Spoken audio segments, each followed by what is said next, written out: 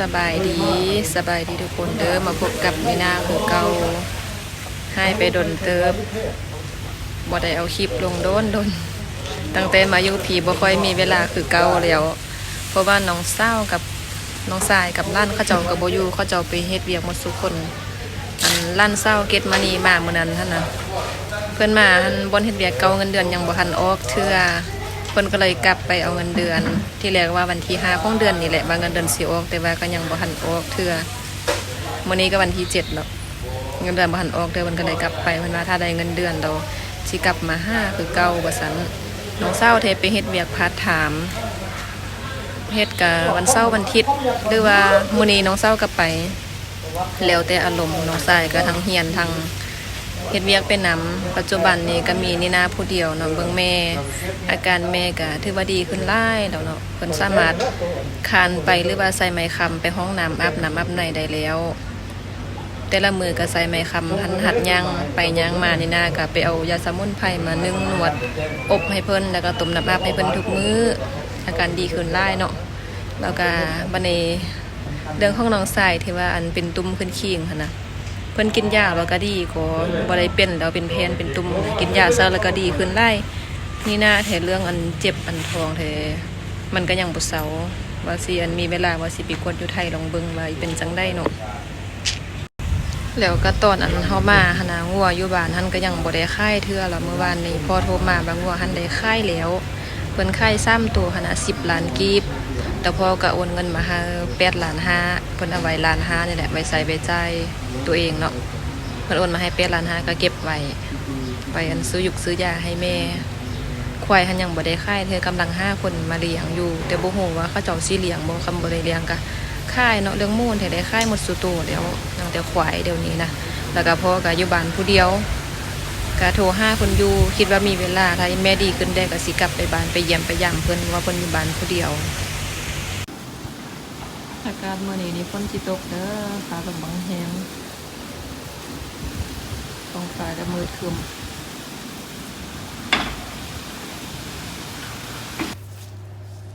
อย่าออกมาเบิ่ง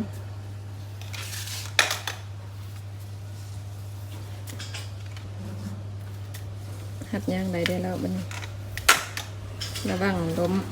ตกใจกว่าอาการเพิ่นก็ดีขึ้นได้แล้วย่างออกมานั่งอยู่นอกก็ได้แล้วนับมือก็นับดีขึ้นแต่ละมือก็ได้ฝึกย่างสมัยกันเทาซี่ค่านี่ย่างก็ใครได้เนาะใครกว่าอันคำขี้แหเนาะแบบนี้นะแต่ได้มันยังลม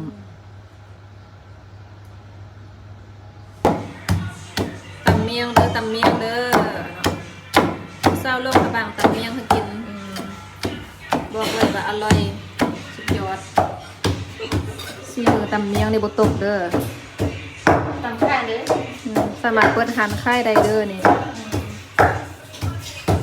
มาซื้อเรื่องเรากลับมาเลย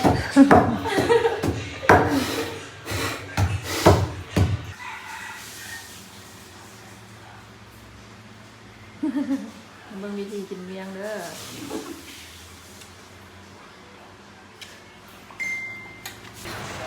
มาเด้อกินเมียงน้ำกันเด้อเศร้าโลกกระบางตำเมียงให้กินเศร้าลงวางวันนี้คนนี้ได้เป็นเศร้ากาซี่เศร้าสัญญาบุรีเด็กมีครบเศร้าเนื้อหมดเลยนี่นะเศร้าทางเนื้อเลยเคยกินบอนี่เมียงนะทุกคนก็เคยกินแดงไม่ยังเด็กอะโ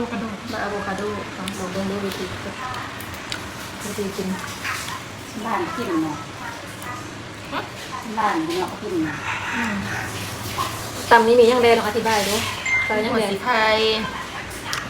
กำมะเผ็ดกระเทียมจะเป็นเนื้ออย่างกับขิงแล้วก็ข่าบอกเลยว่าเซฟเลยสิให้เบิ่งไกลๆได้เจียวนะเด็ดสำนักมุ้งเหี่ยวอ่ะบ่เมี่ยง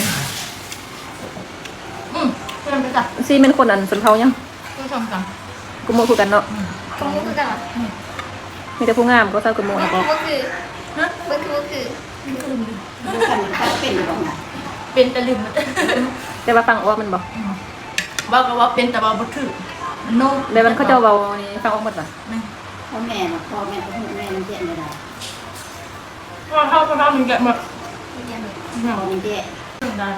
รักเราถึงเลย มันเพิ่งเป็นกระโมแม่ แยกมืดกันไปดูอันคุณพ่อเราถึงแล้ว ไปดูการสัมภาษณ์เราถึงนะถึงแบบทำแบบเขาปิ้นเขาปิ้น อยู่บ้านท่านมีจักคนเท่าก่อน ที่สามคน เราลุ่มกระโมเราฟุ้งเรามอง อันเราถึงจะอยู่สั้นถึงจะไปอยู่ถึงเราอันเรากลางมันจะอยู่กลางเลยเราสู้เราอยู่แคมป์นะ แบ่งกันแบบสัดเจนไปเนาะ เบื้องมาว่าจังไหน ด้วยกันเข้า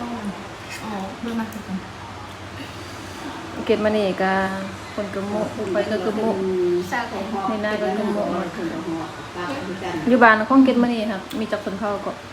คนเท่าเดียวที่ คุณพอเดียว คนเท่ากระโมหมดเนาะ เขาเจ๊ตรงนี้คือ โอ้มี เสด็จเมย์ยังย่างอะไรเพื่อนเนาะยังได้นอนนี่คือเกานั่ง ยัง ได้ ได้ข้างน้อยนี่ไง แต่ก็ยกได้แล้วยกได้ได้แล้วมากินเมียน้ำกันเด้อจ้าใครเอาตรงนี้เด้อตรงนี้แมนกดออกมานี่มากินเมียน้ำกันเด้อเนาะเมียเงินเศร้าต้องสบางตำมากิน เค็ม ชอบห้องเจ็บจับไม่เคยลองแต่มาลองมั้งเด้อ แบบพออยู่เรียงได้แบบไม่ค่อยฟังสล็อตถึงแบบมันกะโมโหได้ลืมละแต่ฟังออก ก็คือนี่ก็ตั้งออกหมดนะตั้งอะไรฟัง เนี่ยหมาเลยอ่ะ มันเลยจะทำมองเป็นแบบนั้น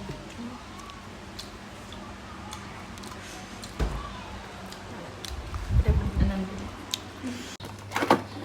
ไปเบียกเลยอุ้ยสลิปกับเสือสวรรค์มาสิเดี๋ยวละฝนจะใกล้สิตกแล้วฟ้าลมบางแหงฟ้ามืดครึ้มนะมื้อนี้เอาหมดเลยตอนแรกมาฝนตกจังสีกาเย็นดี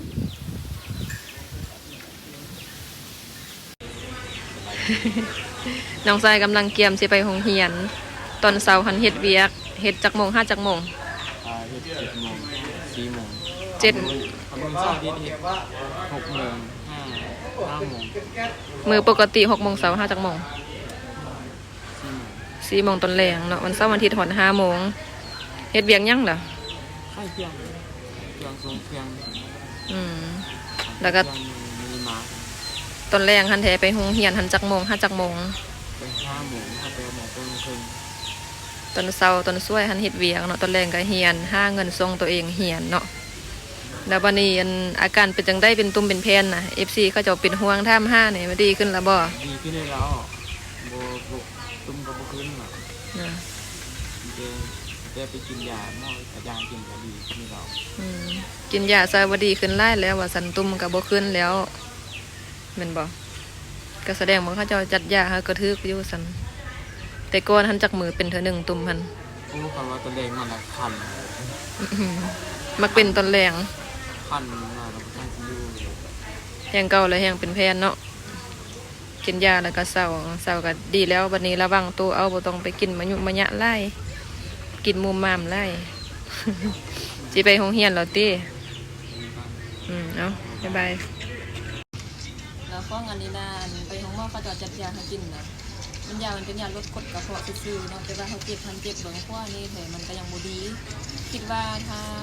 มีกำลังมีเงินมีคำเลยว่าสิไปกวดที่ไทยเพราะว่าอาการเจ็บนี้มันก็เจ็บด้นแล้วเป็นปีแล้วเป็นปี2 ปีแล้วมันจะเขากดมันจังซี่มันจะเจ็บถ้าธรรมดาทั่วไปมันก็บ่เจ็บเวลาเขากินเผ็ดหรือว่ากินอาหารมันจัดได้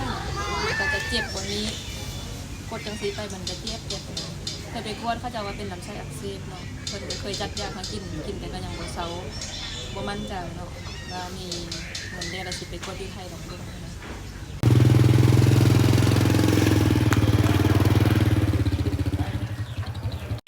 แล้วก็มีหลายคนขนาดแนะนำอันนี้นะว่าเฮาไปโหลดถ่ายคลิปเกี่ยวกับการท่องเที่ยวไปหันไปนี่ถ่ายให้ทุกคนได้เบิ่ง นี่น่ากำมักจะไปอยู่แต่ว่าช่วงนี้มันจำเป็นเนาะได้ดูแลแม่ห้าผ่าตัดยังบ่ทันดีเทื่อแล้วอีกอย่างก็ยังบ่มีเบียมีเงินเทื่อสิไปเลาะไปเที่ยวแบบนั้นนะที่จริงมันก็คือความฝันของนี่นะคือการที่ได้ไปท่องเที่ยวไล่บอลแล้วก็ถ่ายคลิปมาให้ทุกคนเบิ่งหั้นนะ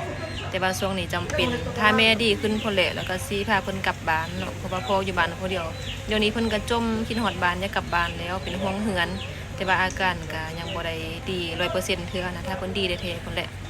เดี๋ยวนี้ก็อดอยู่นี่ก่อนเพิ่นอยู่นี่เพิ่นก็เหงาเพราะว่าบ่มีหมู่มีคู่เนาะอยู่แต่ห้องจังซี่นะบ่ได้ไปไสคนเฒ่าคนแก่จังซี่แหละไปไสนิดนึงก็คิดฮอดบ้านแล้วก็ถ้านี่นะตัวหน้าไปบ่ได้ก็สิโลดท่องเที่ยวโลดถ่ายคลิปให้ทุกคนได้เบิ่งนิสัยส่วนตัวของนี่นาหั่นน่ะเป็นคน introvert เป็นคนบ่มักปากแล้วก็เป็นคนขี้อายแต่ว่าเป็นหยังต้องมาเลือกเฮ็ดช่อง YouTube ก็ย้อนว่าอยากเปิดประสบการณ์ใหม่ๆเปิดสิ่งใหม่ๆที่ตัวเองบ่เคยเฮ็ดเป็นสิ่งที่ท้าทายแล้วก็อยากเรียนเฮ็ดไปหั่นน่ะแล้วก็อยากสร้างรายได้ทางนี้เด้หั่นแหละเอาคลิปนี้ก็พอกันเท่านี้เด้อไว้เจอกันคลิปใหม่สิพยายามเอาคลิปมาให้ทุกคนได้เบิ่ง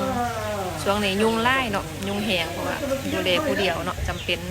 บ๊ายบายขอบใจทุกคนเด้อที่สนับสนุนให้กำลังใจตลอดเนาะบ๊ายบาย